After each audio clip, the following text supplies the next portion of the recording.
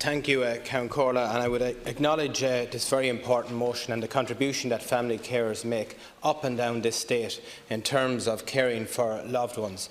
And I was recently at a meeting of Family Carers Ireland in terms of the roadshow that they were doing, and it's incredible when they set out the work that they do day by day, week by week across this state. And when one considers the changes in demographics that we are faced with over the coming period ahead, I think it's something we have to respond back to as a government in terms of setting out a roadmap of how we are going to respond to these challenges. And I would acknowledge Deputy Penrose in terms of the huge work he has done through his career in advocating for our carers. As someone who shares a constituency with Deputy Penrose, I have seen him push for the carers and in terms of bringing major policy decisions in this state to the table in very difficult times. And I think it's important the way he spelt out very clearly in terms of the correlation between taxation and improved services. And it's not often you hear that honesty in the chamber when someone is speaking on a motion. And I think myself personally that small changes can make a huge difference, be it a credit for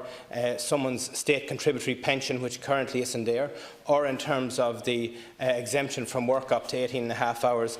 These aren't major things in terms of cost-driven, but they can make a huge difference to people and their lives and in terms of the care that they deliver.